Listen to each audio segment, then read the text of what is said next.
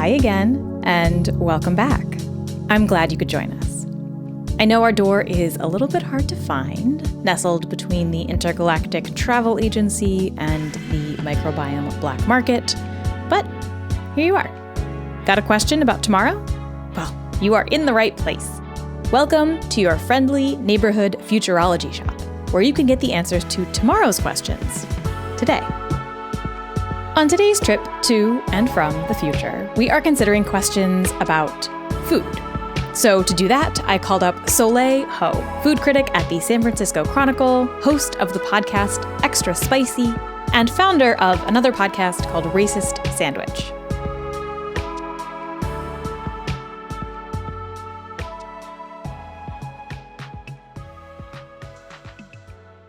Okay, Soleil, welcome to Advice for and from the Future. Are you ready to give some advice? I am rip-raring. I'm so excited. Okay, so I actually want to have you listen to this question, like the full question, the official question. So I'm just going to text you this audio file. Let's see if this works. I got it. There. Okay, you got it? Yes, I'm listening. Hey Rose, this is Kim here. I'm sending this memo from Reus, Spain. Ooh, Spain. And my question is, do you think bugs are really the food of the future? I've been thinking a lot about food security recently and thinking about is it possible to make sure that my community, my family, or my area, my town has food for the future? And I've learned about bug farming, and people are saying that bugs are the food of the future because it's really sustainable compared to other sources of protein, or at least animal protein. And yeah, so I'm thinking actually of maybe setting up some kind of bug farm, something like that, but not really sure that it's really, let's say, the food of the future. I mean, maybe couldn't we just eat chickpeas, or maybe how about chickens? And also because bugs need a lot of electricity to grow them usually. And I'm not really sure that's really that resilient in a climate changed future, or in a future where maybe electricity might be very expensive. That's kind of my question is are bugs really the food of the future? So thanks a lot. Bye-bye. That's such a good question. I love that. Okay, so maybe let's start with like the simple but probably hardest question, which is, are bugs the food of the future? No. Why? Oh, you want me to elaborate now? You say that as a bug lover. I am a bug lover, right. But the important distinction is I love bugs because of their present and their past, not because of their future, if that makes sense. Yeah. I think edible insects have been part of foodways around the world for a very, very long time, right? Like probably before we were truly like developed as civilizations, as like, human civilizations, like people were hunting and gathering and foraging insects. It makes sense, right? Like insects have protein, as the caller describes, and it's a lot less dangerous to forage for insects than to hunt like a wild bison. So, of course, many people did that too. So they continue to persist as a food source in many places, right? Thailand, Mexico, Botswana. There's so many cultures and contexts in which edible insects have never gone away, and they've never been a trend. They just have been, just as, dairy has been a part of Northern European cuisine for a very, very long time. And wheat has been part of like Levantine cuisine for a very long time. The whole reason why the caller even thought to associate insects with the food of the future as this concept all stems back, like all of this, like all of the cricket chip businesses, all of the powdered cricket flour, all of the kind of innovations, the edible insect festivals that have happened in the US, they come from this one paper that was published in 2013, right? It's called Edible Insects, future prospects for food and feed security. And that was by the UN's food division, right? The FAO. And it was so I think mind-blowing for a lot of people in the food space, right? Because one of its arguments was that, insects could be a really great way to fix a lot of the problems presented by food insecurity in the world, right? Because they're more efficient, as the caller says, because they take up, you could have a lot more individual crickets in one space than you could have individual cows, They don't excrete methane when they fart. I don't even know if bugs fart. I don't think they do. Isn't there a book Does It Fart? I feel like we need to consult that expert on this. There should be. Yeah. Sorry, hello, it's me again, just popping in for a second to say that I did look this up, and some bugs do fart. They have anuses and digestive tracts, and some amount of digestive gas comes out of their tiny little butts. That goes in the butt bank. One study from 1994 looked at 113 arthropod species to see if they produced digestive gas, aka farts. And they found that 45 species out of that 113 made enough farty gas to measure. And this one really blows my mind. Okay, termites are one of the bugs that farts. And in fact, termite farts, like our farts, contain methane. There are, as you probably know, a lot of termites in the world. And all those little toots add up. According to one study, termites produce 10 million tons of methane every year. 10 million! They're still nowhere close to cows, who globally produce hundreds of millions of metric tons of methane every year, but they still do make some toots. Okay, anyway, back to Soleil. Insects aren't responsible for the deforestation of the Amazon. There's a lot of stuff going on, layered sort of arguments for why edible insects are better. But what I will say is that in the years since this paper was published, there have been a lot of anthropologists, sociologists, entomologists who have dug into this question of whether or not bugs are the future of food. And they have found largely, and some of the original authors too of this paper have found that the issue isn't whether or not we're eating bugs or cows or chickens, but it's a question of distribution, which, because if you're changing the input, right, into crickets or water beetles or whatever, if you're still persisting in the sort of social organization that will mean that some people get less food than other people and some people have housing and other people don't, food insecurity will still persist, right? It doesn't matter if there are crickets in the grocery stores if there are neighborhoods that don't have grocery stores.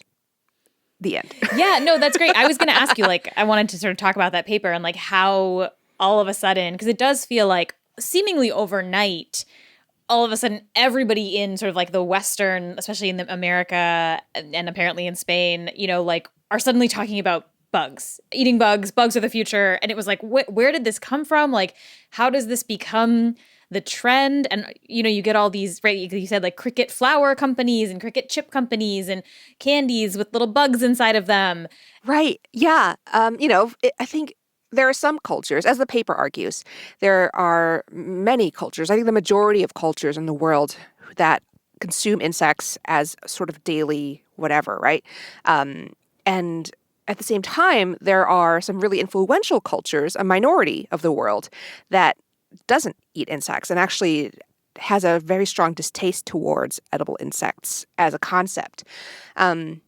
And so the interesting thing that has happened is that the people who tend to be from places that are experiencing disproportionate food insecurity, right? People in Africa, people in certain regions of Asia, they already eat bugs, right? I guess the question is why we're trying so hard to convince these what we sometimes consider to be the first world, right? These industrialized countries, the people in, rapidly growing economies, we're trying to convince them to eat bugs. But why? Because they already have enough food, largely. So it doesn't make any sense.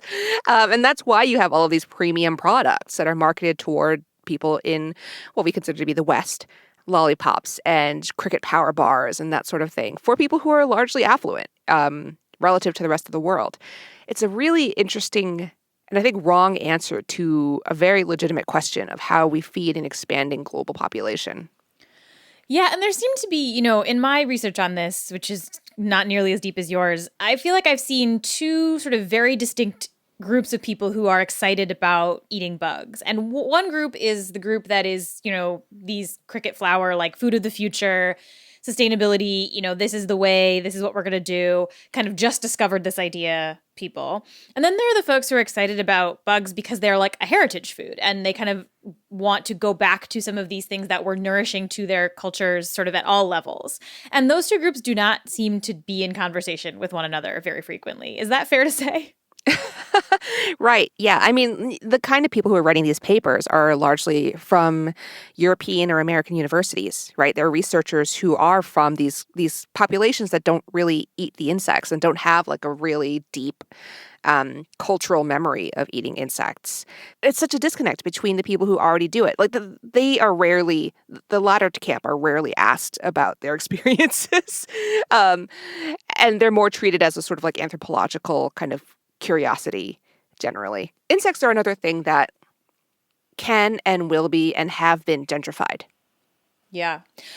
I wanted to ask you about that because there's been this, I think, a big conversation for many years, but I think has ramped up a little bit more recently in the food world around cultural appropriation and food and sort of like what does that mean and how does that manifest in the food space? And I'm curious what you think about in terms of these the push to eat insects. Like, how does that factor into the conversation here?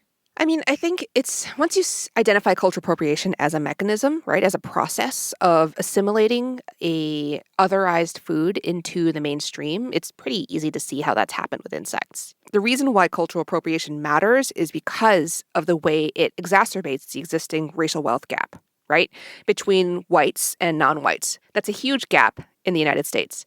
And when you look at the leadership of who owns these edible insect companies, right, these startups, who is getting all this VC funding for these projects, it is largely not people who are from the cultures that have been eating insects for a very long time.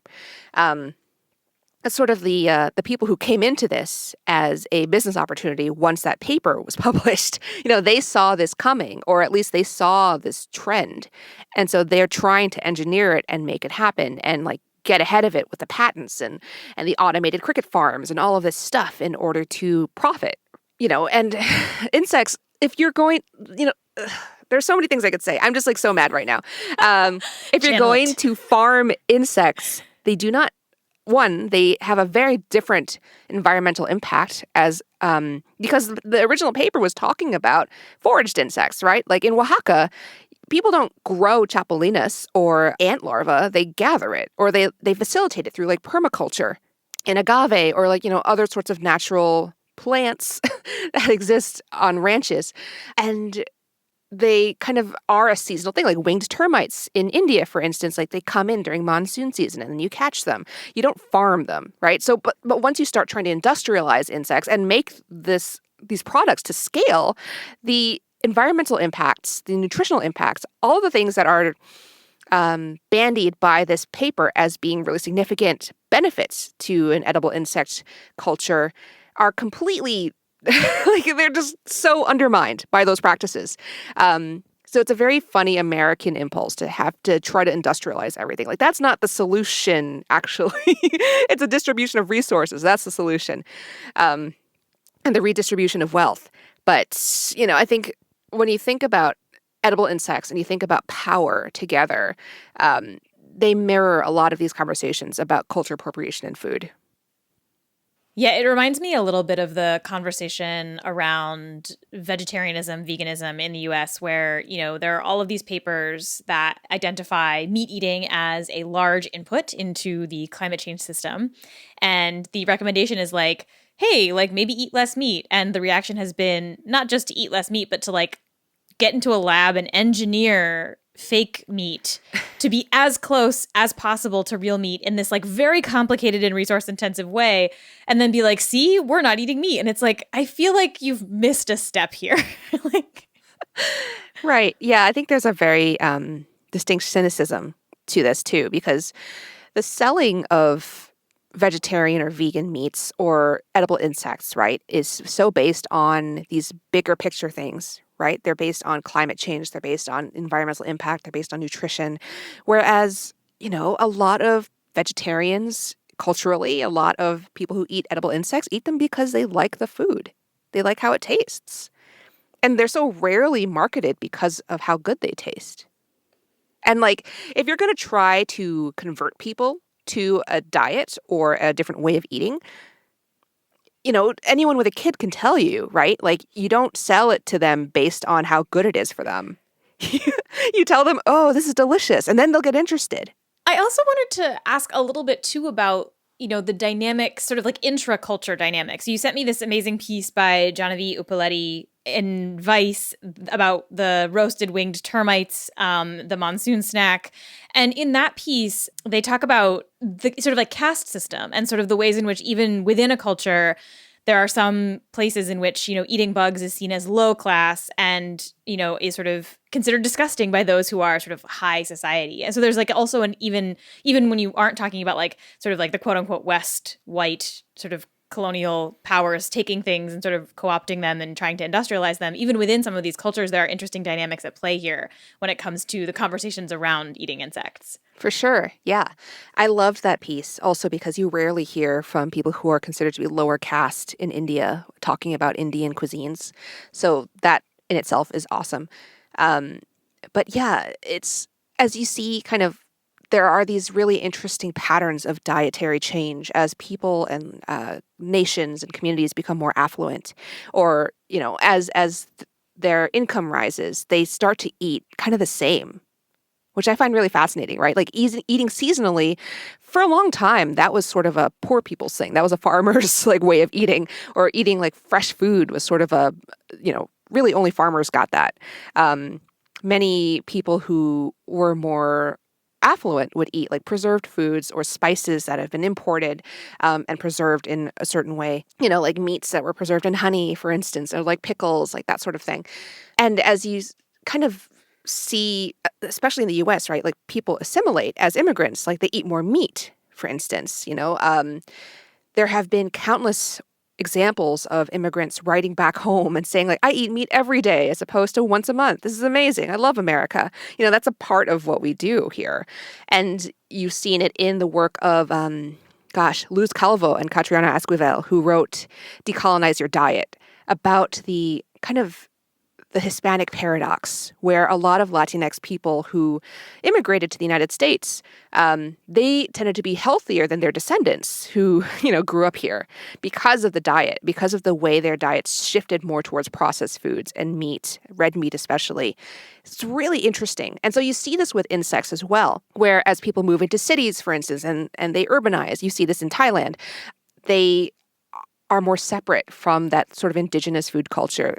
They want to eat like everyone else. They want to fit in. And so they're not going to eat bugs and look like a fucking bumpkin, right? You see this in Japan, in the mountains, where they eat wasps and other insects, grasshoppers, hornets, where a lot of the people who maintain these practices are older. They're getting older, they're aging up, and their kids are just leaving home, going to the city, and completely just not they're just completely not participating in that practice anymore. So, they eat fish, they eat meat, whatever. They eat hamburgers. It's sort of interesting too to think about the power that food has as a sort of a cudgel, right, to be used against people or to bring people in or whatever it is. And the ways in which the versions of the bug eating, startups and stuff, they're always converting that food into an item that is sort of more familiar, like a power bar or a candy or something like that. They're not replicating the dishes that these cultures make. They're just sort of making it into something that you startup guy would already eat. Right. Yeah. Like bug soylent, or protein powder. Yeah, exactly. If someone's listening to this and they're let's say that they live in Berkeley and they go to the store and they see these items, these sort of insect items at the store, whether that's cricket flour or, bars that are made with it or whatever. I mean, should they buy those things, or do you think it's not worth it to participate in that sort of mini economy? I mean, buy it if you like it. I really like them. So I will buy edible insects if I see them because like they have them at, the Oakland A's stadium, for instance. They sell them at the Mariners Stadium in Seattle too. If you find them tasty, definitely don't buy them because it's like some obligation thing and they're just going to collect dust in your cupboard, just like any other food. But the thing for me that's really important is also thinking about sourcing and thinking about who owns these companies. So, there's a very small minority of edible insect companies that are actually owned by people who have a cultural stake in the practice. In the Bay Area, that includes Don Baguito, which is owned by a Latina, and probably one of the God, I don't even know if I can name any others that are owned by Latinx people. So, like that sort of thing, I think is really important to think about when we think about, again, like the problem with cultural appropriation is a problem that has to do with money, right? And consolidating money in the hands of people who really don't need don't have a cultural stake in these products or these items or these foodways. So just consider that. Read the label. Yeah. I feel like that's always a good recommendation. Read the label. Like, think about who you're buying things from, whether it's bugs or not bugs. Right. I want to zoom out a little bit from the specifics of kind of like insects and eating them in different places and in different forms. And I want to ask a little bit about like, and maybe this is like a mealy question, but like, what does it mean to be a food of the future? That's a really good question. I think the way I perceive it is this is the food that will solve the problems that we're dealing with right now. Whether we're talking about automation or food scarcity or nutrition or global warming, I think that generally speaking, the food of the future is this very optimistic idea of when we eat this problem will be gone. This is how we will be eating or should be eating in order to continue to exist and persist into the future. Alternately, it could also be a pessimistic kind of glimpse of this is what we'll be resorting to in the future too, depending on who you ask. But I think generally speaking, the food of the future either solves a problem or is the result of a problem that we just have not been able to deal with in the present. Yeah. And why is it that it seems, to me at least, that like people want this food of the future or even like the system of the future, right? I get a lot of press releases about like vertical farms, right? Or these sort of like really big indoor automated farms that are sort of taking up way less space, these sorts of systems of the future.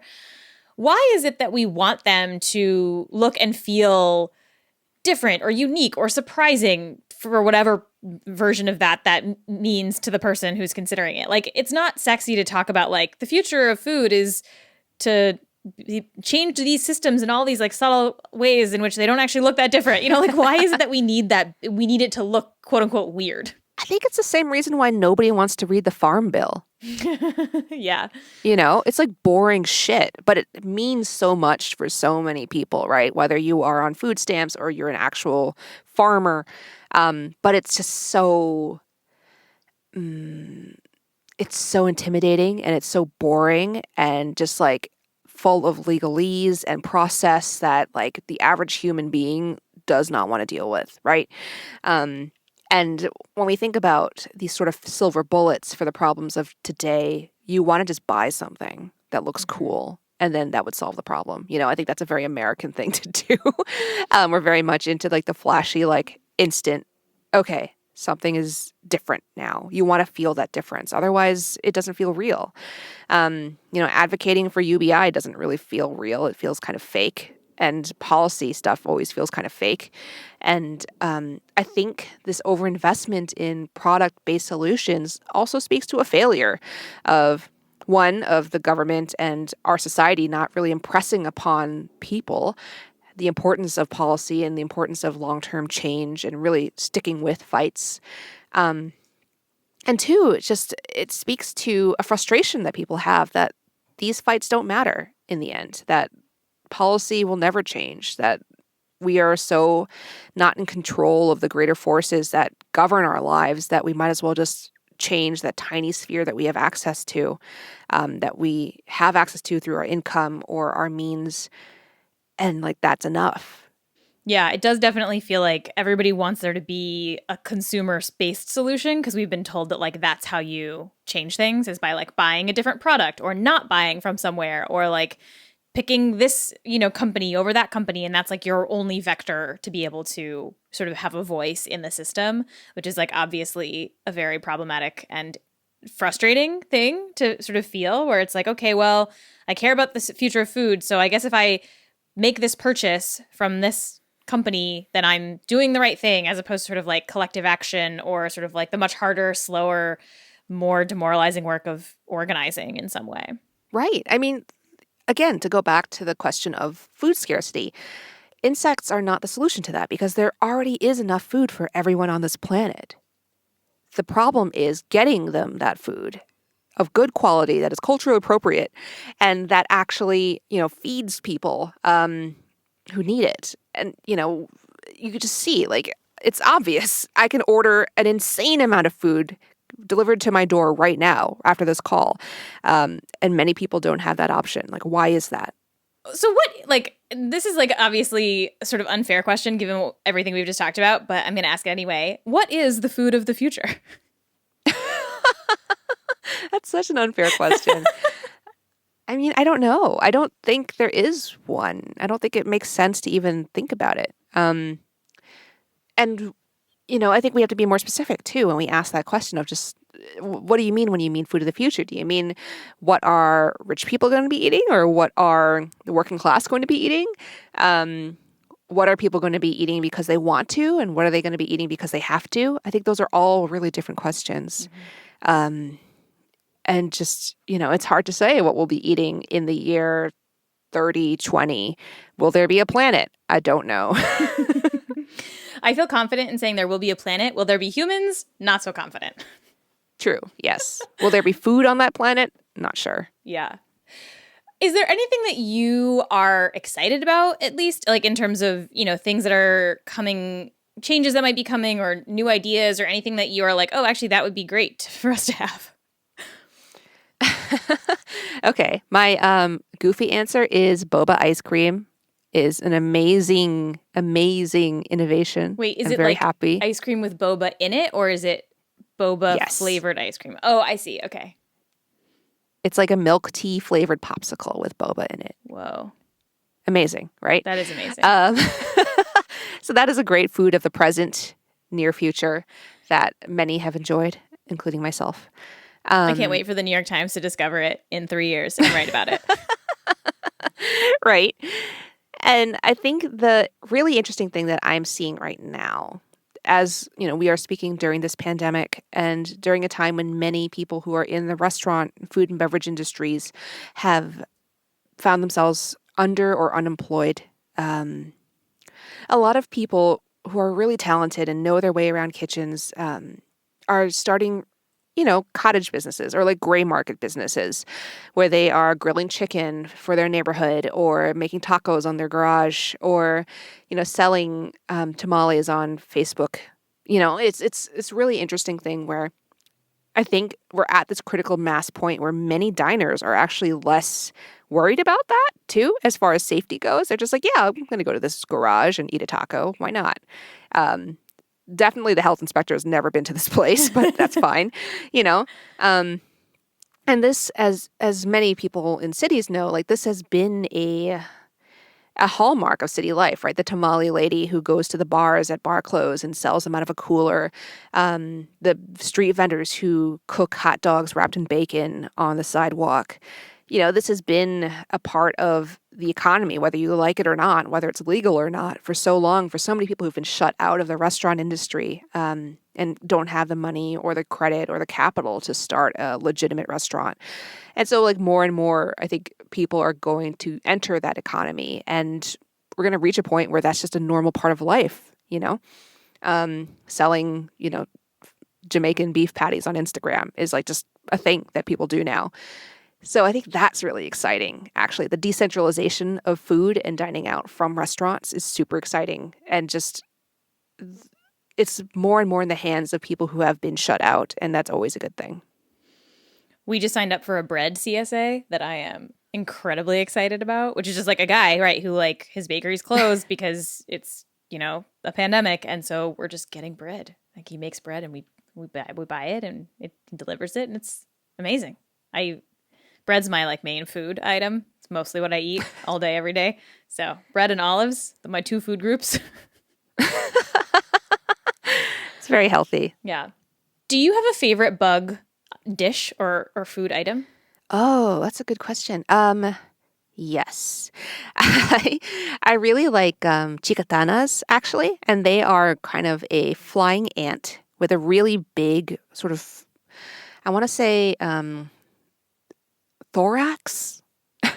Abdomen? It's the butt part. Nice. It's a really big butt. That goes in the butt bank. And they taste like, they tend to be toasted on a comal, and they're migratory, a lot like flying termites. And they taste kind of like that, kind of petrichor-ish, actually. Like autumnal rain, and you kind of smell the dead leaves and the earth together. I love that. That sounds so good. And so sometimes they're put into a sauce or like a salsa. The last time I had them, they were kind of a garnish on top of a fresh tuna tostada. That was like amazing. Oh, that sounds good. Now I want all of these things that you're describing. They're hard to find up here. So if you ever see them, I'll let you know. Yeah, I will. I'll go a looking. Oh, right. I have to do the thing where I say that we're ending. Soleil, thank you for coming on the show, talking about bugs and the not future of food. Thanks for having me. Do you have a question about the future? Some conundrum you're facing now, or one that you think we might face in the future? Send it in. You can send a voice memo to advice@ffwdpresents.com or call 347-927-1425 and leave a message. And now, a quick break, and when we come back, I am going to read some children's literature to you. When I was a kid, I read a book called My Teacher Flunked the Planet by Bruce Coville. I'm going to go ahead and spoil this book for you because I am pretty sure you're not going to read it since it's the fourth installment of a children's series called My Teacher is an Alien, and it was published over 15 years ago. So there's a scene in the book, near the end, where they're in a spaceship with the aliens, evaluating the Earth.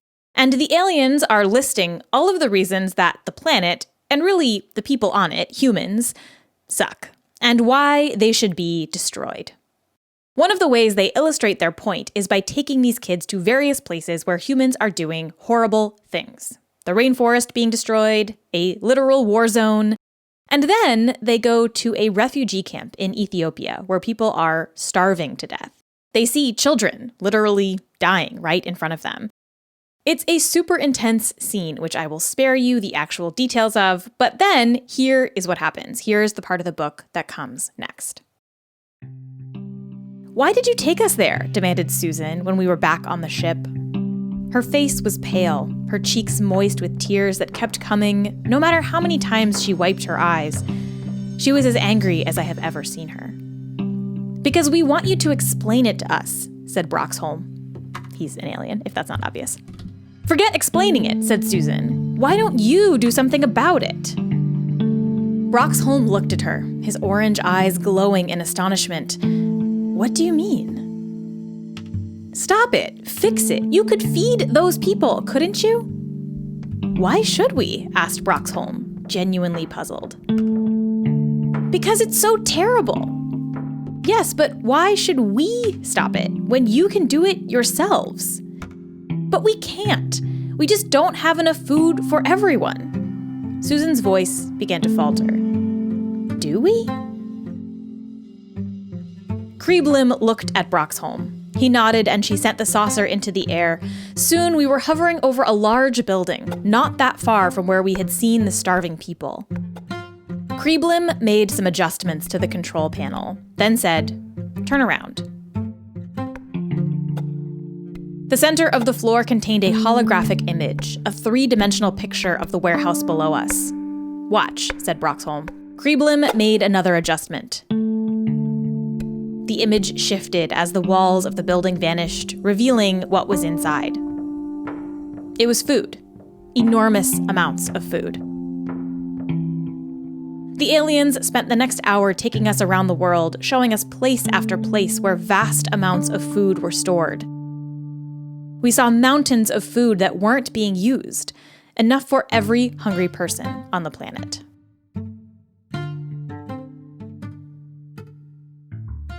I don't honestly remember very much about these books. Why is the teacher an alien? What happens between book 1 and book 4? I have no clue, but I very, very distinctly remember this scene. I remember marching into my parents' room and demanding that they tell me if this was true. Was there actually enough food to feed everybody on Earth? The answer was, and remains, yes. Farmers today grow enough food to feed about 10 billion people, a global population that we have not yet reached. And yet, despite that, about 9 million people die every year of hunger. And the United Nations warns that that number could double due to the current pandemic. This is not an easy problem to solve. It is not easy to get food distributed to those who need it. There isn't one big thing that would change this. We couldn't fix it quickly even if we had the political and economic will to do so.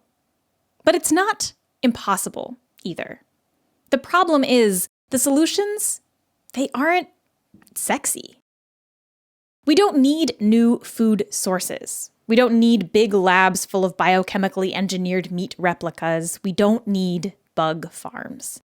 We need new food thinking, new economic incentives, new political structures.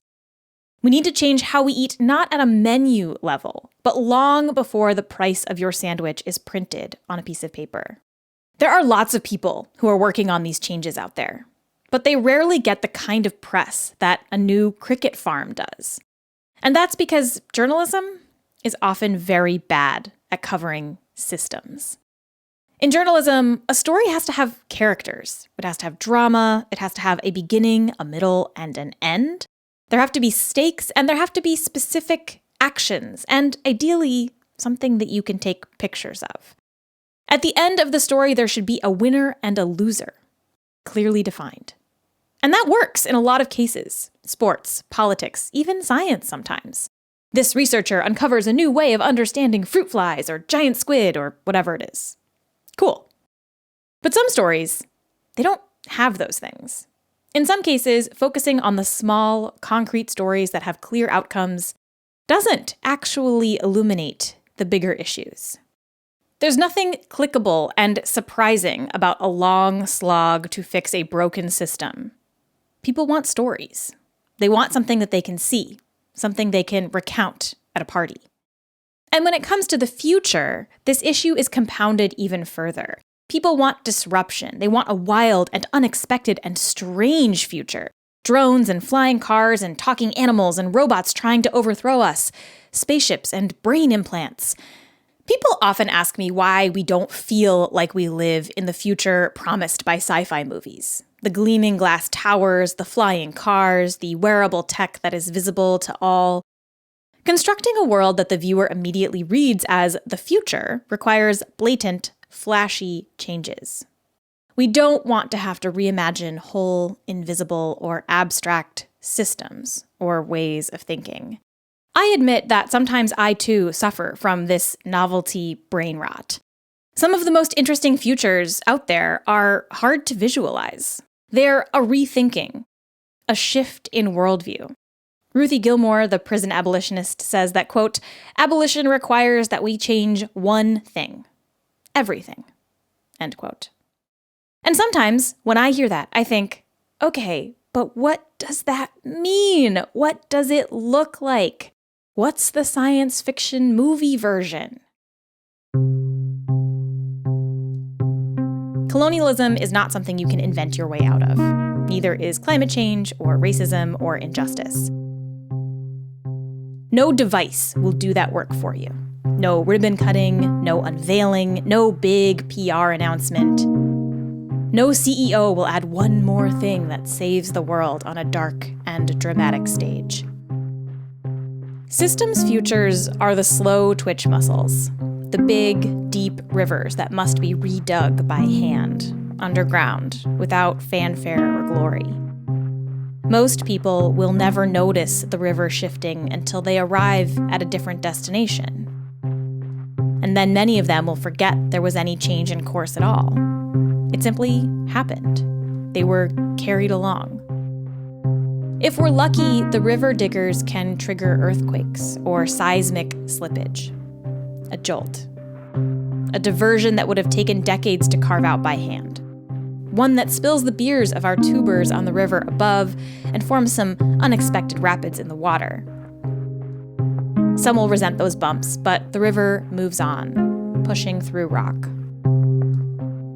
Journalists will look down from their floats and see movement under the water, but it's just too murky to make out.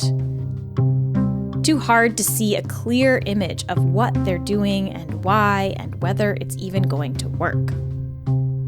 It's easier to cover the bumper cars around them than to try to make out what's going on beneath. But beneath the surface, those who make the future are holding their breath and digging.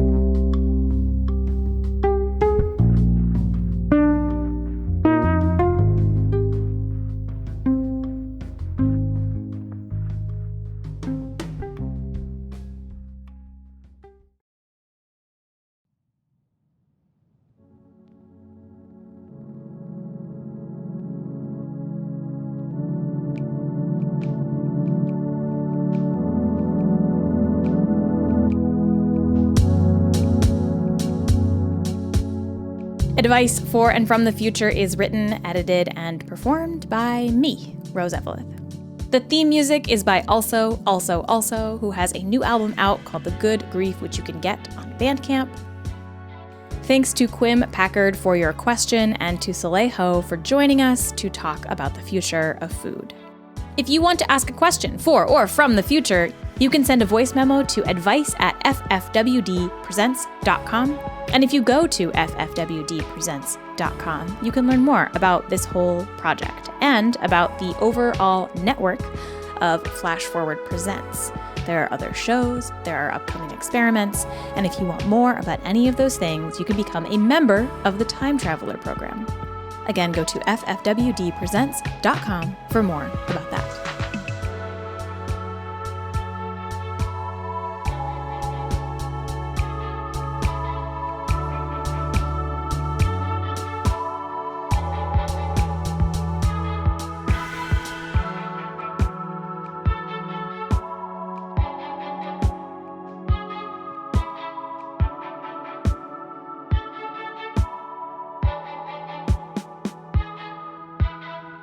Until next time.